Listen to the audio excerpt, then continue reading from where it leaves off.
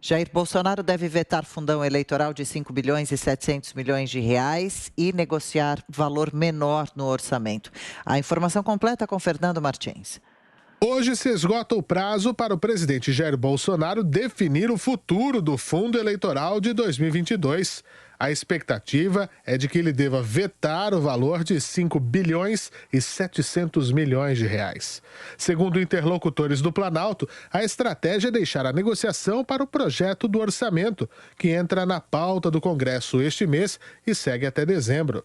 Afinal, é o orçamento que prevê os recursos para os gastos da União no ano seguinte. Isso significa que o veto presidencial não acaba com o assunto e empurra a discussão para frente. A questão é que o dinheiro do fundão divide a base de apoio do governo Bolsonaro.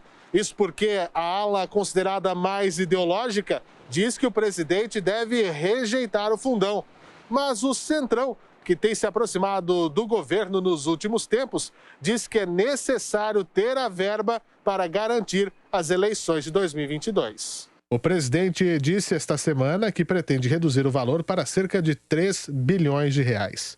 Na live feita em suas redes sociais, ontem à noite, Bolsonaro apenas deu o recado de que hoje sai a definição.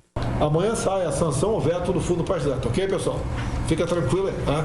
Vamos fazer a coisa certa. A área econômica quer que o fundo tenha o mesmo valor do último ano, corrigido apenas pela inflação, o que chegaria a um valor aproximado de 2 bilhões e meio de reais para os partidos. A previsão é essa mesmo, de vetar esse fundão de quase 6 bilhões de reais. E os partidos chegariam a 7 bilhões de reais porque existe 1 bilhão de reais do fundo partidário. Veja bem, são dois fundos. O fundo partidário, né? Todo ano o partido recebe, todos os partidos 1 bilhão. E esse de quase 6 bilhões. É demais, repercutiu mal e o presidente Jair Bolsonaro deve vetar. E até agora, no dia 31 de agosto, o governo, pelas regras constitucionais, tem que apresentar o orçamento 2022 e ali incluir recursos para a campanha eleitoral. Veja bem, o Supremo Tribunal Federal proibiu a doação de campanha eleitoral. Eu detesto essa palavra doação, que eu não acredito que ninguém doa 10 milhões, 15 milhões, 4 milhões para um partido político. Isso é investimento e quer algo em troca. Então o Supremo proibiu. Mas é preciso ter dinheiro para gastar na campanha. Hoje nós temos o financiamento público de campanha eleitoral. São esses 7 bilhões de reais. Só diminuir um pouco. Deve ficar ali por volta de 4 bilhões, ou seja, o dobro do ano passado. Bem, o presidente falou aí em 3, né, Zé, em 3 bilhões.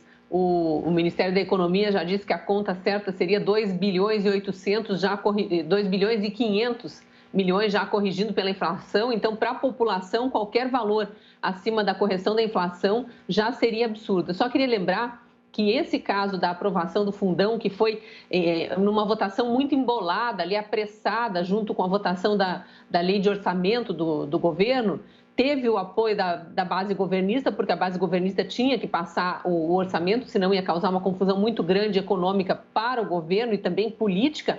Mas aí a base do governo foi acusada de ter sido ela a que tenha inserido esse aumento do fundão no meio do pacote da votação ali e a responsável por aprovar o aumento do fundão na surdina, escondido da população, o que não é verdade. Isso foi uma narrativa plantada pela oposição ali para tentar desgastar o governo. Mas o fato é que veio um desgaste muito grande na sequência, é isso que eu queria lembrar, que foi com o vice-presidente da Câmara, deputado Marcelo Ramos, que presidia aquela sessão e que se recusou a aceitar aquele pedido do Partido Novo para que a questão do aumento do fundo eleitoral fosse votada em separado e destaque, né, que eles chamam.